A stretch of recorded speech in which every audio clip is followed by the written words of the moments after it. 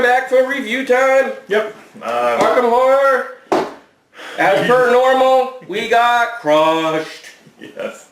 So that Arkham games suck. Why do we play them? Not suck as in suck as they're bad games. Suck as you can't win. Yeah. And that was just standard. There's two more difficulties that are higher than that. Yes, there are. Yeah. So what's there to say? Glutton for punishment. That's what glutton for punishment, and to get right to it, Jeb and I have been waiting for this since they announced it because of our love for Lord of the Rings. We hyped ourselves up big time, and in both of our opinions, it has not disappointed yet. So yeah, for me, I guess my history with the whole Lovecraft stuff was nothing. The only thing I actually did with it was Elder Sign, and I only played that a couple times, so I didn't really know anything about it. But then one day I got one of his collection of books, and I read that, and I fell in love with it. So when this came out, or they announced it, I was like, definitely we're doing this. So, yeah. So what can we say about it? If you like this genre, definitely good. If you're a fan of Lord of the Rings and you want something a bit different and you're not opposed to, I mean, some people don't like the horror genre at all, but if you're not opposed to it, this is definitely, if you watch gameplay, you're going to see that it's definitely enough different that you're not playing in, I would say, very little of the same mechanics, if almost any. I mean, you have resources and stuff, they don't work the same way. Yeah. The locations and stuff, the way they work, totally different. Yep. I mean, it's similar, but different enough to not be the same. I would almost say that about the only thing that is, I think, the most similar would be the engagement of the monsters. Yeah, how they come down. They're either not engaged with anyone in a location, or they'll be in front of you. Yeah, I mean, that's. And even that works different, but at least in terms of things that you kind of already understand, that's, I mean, and of course if you have played the other one, it does help. I think if you haven't gotten it by now, both of us give this game a thumbs up. And we both like it. And we've only played the first agenda set of... We have only played so there's only one scenario in the box. Yeah. We've only played the first act or part or however you want to say it, but we have played it 3 times, which I'm sure people have questions about replayability. I think even knowing what's going to happen, we've had a different outcome every time. They do a good enough job with randomization as, you might know what's coming and you might be able to try to build up. Yeah. And maybe it'll change, that might change a little bit once we can actually build our own decks and try to prepare for stuff. But I still think that you would have enough of a variety to be able to, I've talked about playing with my daughter, and I don't think it's going to hinder playing with, plus she'll have a different detective and all that kind of stuff, that even if you and I are way ahead, that, and I'll probably just let her make more of the decisions. That's probably the best way to go, just let her be lead investigator or something. And do something like that. So I would still say that there's, even after you've played something, there's definitely replayability in the game. I agree. Maybe not as, really cool, that's so cool. You're not going to have that factor anymore once you've read the card the first time. But I still think it's cool that there's icy steps that lead down to the cellar. I mean, I know, that's awesome. I mean, and plus, if you don't get the same result, you're going to get to read a different effect and how that affects you with being able to build your character, what your character is going to be able to do. Because one of the things that Jeb and I didn't do is we didn't go, well, actually neither of us have really read into it a lot. We just know the premise of it is how those victory points, and at the end of the scenario it'll tell you what you get in terms of experience points, and then there's a log. As a matter of fact, you can't see it, but you probably won't be able to see it from here. But on the back of the little scenario book, there's a log that you keep track of everything that went on, and you see here's the players up to 4. and then you take your notes and all that kind of thing.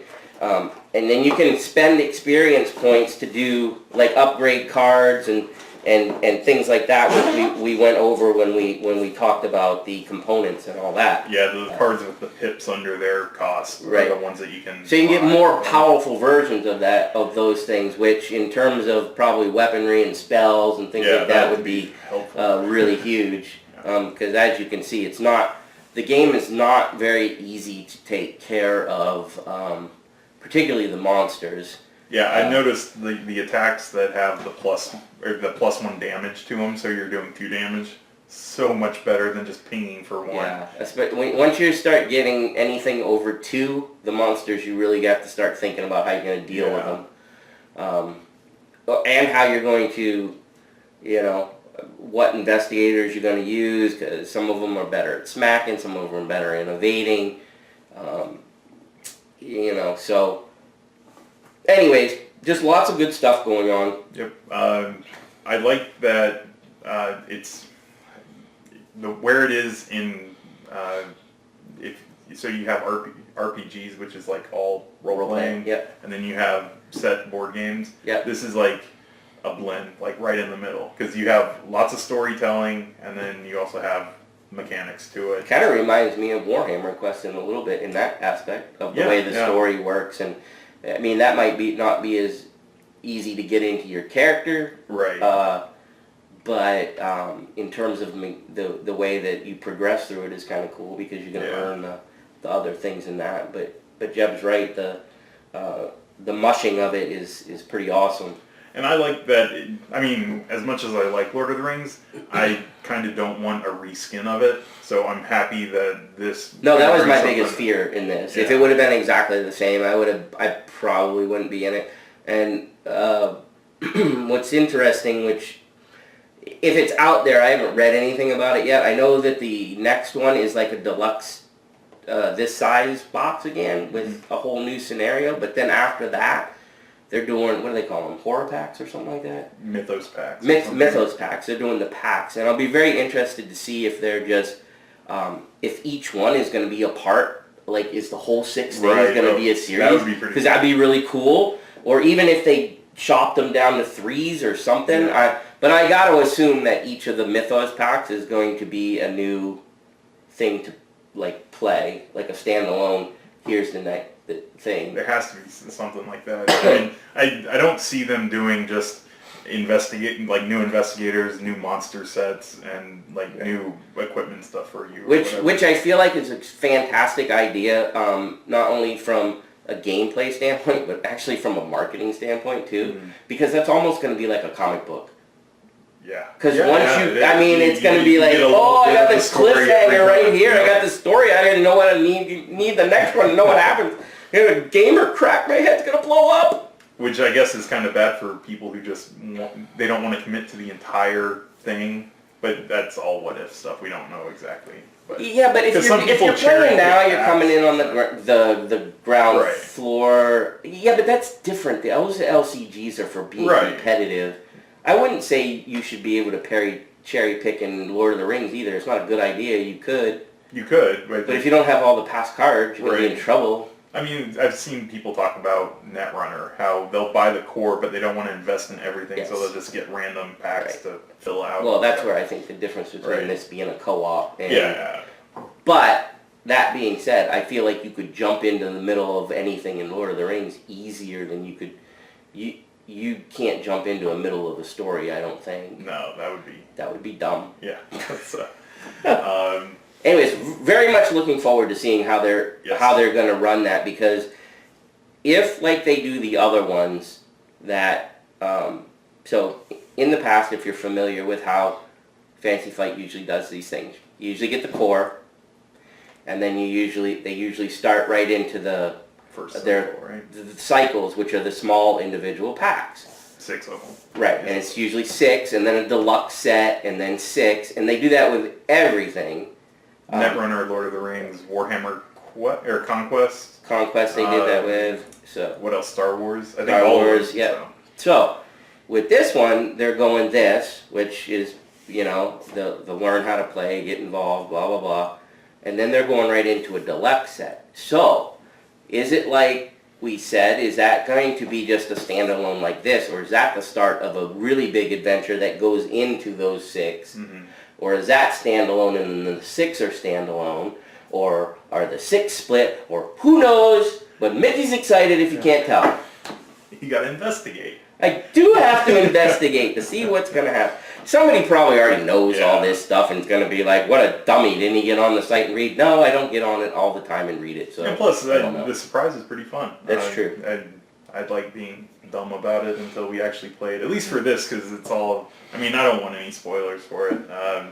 But anyway, right now, this is out. There is a special pack thing that came out Gen Con, right? Wasn't it for Gen Con? I think it was... No, for Arkham Knights. Yeah, their special launch event, and that's going to be on sale soon. They got the Deluxe on pre-order, which is coming out in December, I think. And the Mythos pack. And the Mythos pack. Pre-order. Yeah, so now is the time to hop in if you want to get in the groundwork of it. Really fun. Who wouldn't like it? People that are not enjoying, like, thinking about stories. People that wouldn't enjoy it. Good job. No. All right.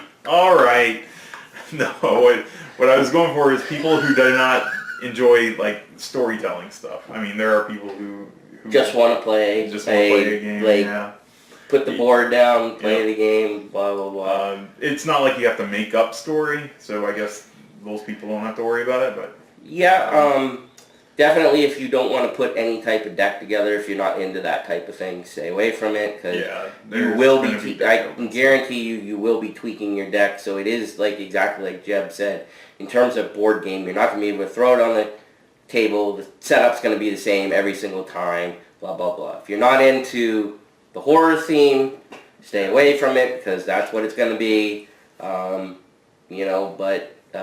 if you like the whole detective / monster, whatever, then it would be good. I think, where would you put it on the scale of the learning curve? It helped that we had played Lord of the Rings. If we hadn't, then I feel like we probably would have played it. I would have liked playing it 1 or 2 more times just to get down with it, to get everything down perfect. Yeah, I feel like having played so many card games, Jeb and I are probably not just this type of card game, but card games in general, Pokemon and Magic and Yu-Gi-Oh and all that stuff. I'd put it in the middle. Yeah, probably in the middle. Because it's not super easy, but it's not difficult. Yeah, I would say if you have a little bit of gaming experience under your belt, that you should be able to get this. The biggest thing to get used to will be understanding card wording. To be cliche, words matter in any type of card game. Yep. Very, very important to read the card as it's written, and then they're really good about their cards too. They have the bold action word. It means that it's an action of that type, which means you just perform that. So I think they're good about it so far. They in the past, I think they've been a little sloppy with paying attention to what doesn't work well in a set and stuff like that. Right. But I think they've gotten better. Honestly, they have a reputation for bad rules for some reason, and I don't think Jeb and I have ever really had that much of a problem with rules. Not too big, yeah. Not compared to some of the other games we played that we can't figure out at all. Right, and it helps to go online forums to check. A couple of things that we didn't like are the box size and the fact that you have to buy 2, like always. So that's a typical Final or Fantasy Flight thing. So I don't kind of got to get. I don't like the core in the little box. Yeah, at least with the Lord of the Rings box, you can fit cards standing up, stuff in it, and so don't like that. But I mean, any type of storage box will use. But I mean, it kind of stinks when you can't carry your game around in the box that it came in, because usually they look pretty cool, and this one's no exception. Yep. Oh, that's the other thing. The artwork in this is spectacular. Really good. I think it's a good game, and I see it being good, at least I don't see you getting tired of it anytime soon. Important things not to forget while you're playing? Flip over your investigators when you're done. Not too important in a 2-player game. If you walk away, that'll make a difference if you don't do that. That's a good point. I didn't think about that with a 2-player game, so it's probably decent to keep the habit, but... Your slots, make sure you remember those, because it's easy to forget that you can put down 3 hands or 2 allies. I actually did that in one of our previous games. Fortunately, it didn't make a difference because I think that one of them had been burnt out anyways or something like that. Point was, it didn't really matter because it didn't affect anything, but if you play half the game and then look down and look and you had been going back and forth between a 2-handed weapon and a 1-handed weapon, you skewed the game terribly, and you should probably replay it. Yep. What else? All the shroud stuff and skill stuff is pretty easy once you learn how to do a skill test. Yeah, and you have to pay attention to that to actually do it. I'm not... it doesn't matter with gameplay, but more aesthetics is just when you flip the scenario or the agenda or the act card to read the next one, because we forgot that a couple times. And then I guess if there's probably an order that you read the cards, just keep that in mind for it to make sense. But it's not like it's so bad that you won't understand what happened. I think for me, the one thing that I kept forgetting, and it was probably because I wasn't... Jeb's always the one that, when we play, usually is in charge of the encounter deck. I'd be ready to go with my next investigator phase, and he'd be passing me the encounter card. Because I don't know if I just feel like it's a little different order than some things because it's at the beginning or something. Yeah. And I have it beginning in my head, so beginning it's like, oh, it's my turn. And it's not, and so after you put that Doom token on the card, it's time to draw your nastiness that's going to happen for the turn. And I feel like, to me, easy for me to forget because, remember, all the monsters have already gone, so I figure, oh, monster, it's my phase again, and then it's not really, even though that you did something, there's still more to come. So you seem to be really good at remembering, but I'll point that out because... I'm good because I have the little card. Right, and I read it every but that's time. what I'm saying. That's different with Lord of the Rings because in that I'll just play it because I know it so well. But this one I've actually consciously been going through the thing every time we've played. And I feel like if I keep doing that, at least for this entire box, then I'll be good. That's the only thing that I could think of that wasn't kind of clicking every single time for me was... to remember to deal those encounter cards, and if you are thinking like me and you forget that, you'll ruin the game too, because that's such a huge part in terms of the obstacles that you're going to run into, and if you're not running into the obstacles, you're not making it hard on yourself, and that's kind of the point of a co-op game. And the last thing that I remember that I think needs to be remembered is when the acts and the agendas pop, to remember where you're at, because some things will pop the agendas in when you play the card that you draw from the encounter deck is a way that it can pop, or when it pops normally. Sometimes if it spawns monsters, then I'll forget that we still haven't drawn our cards from the encounter deck. Oh, so yeah, exactly. Just to kind of remember where you're at, because if that spawns monsters, then maybe, I remember it clicked in my head that I was like, oh, I didn't actually draw from that deck, and more monsters spawn. So. Right. Or, I think where you're going is also another way to say it is, the second that one of those things reaches the requirement, you're on pause. Yeah. You do that, and then you go back to exactly where you were playing. I think that's what you're talking about, yeah. So then pick up exactly where you were. So like Jeb said, encounter card, ooh, picked it up. Oh, add a Doom token. I add the Doom token. It makes it go to the next card. Jeb's saying, don't forget, you only drew one card. Your other guy has to get a card too, if it happened to be the first one, and et cetera, et cetera. So when those pop, just kind of make a mental note as to where you're at, because it can be easy to forget sometimes. Yeah, because the first time that we played it, you're excited to see what's going to happen and what's coming at you. So don't get caught up in the game and be like, oh, where was I at? I don't think it'd be the worst thing in the world, but just an aside. So other than that, I don't think there's anything that you really have to keep track of, or that I think the game does pretty good with the rest of it. Yep. So we both enjoy it. I know we're gonna play it for a while, like we do Lord of the Rings.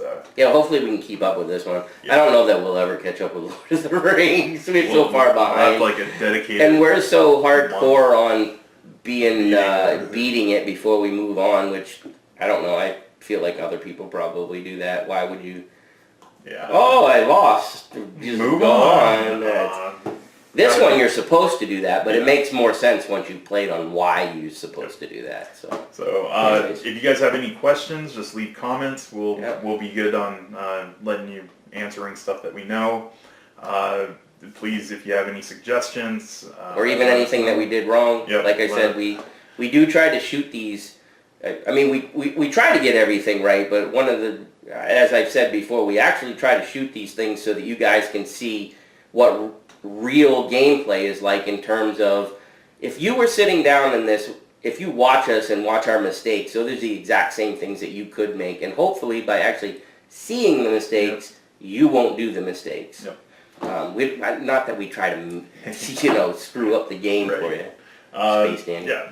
Oh, that was awful.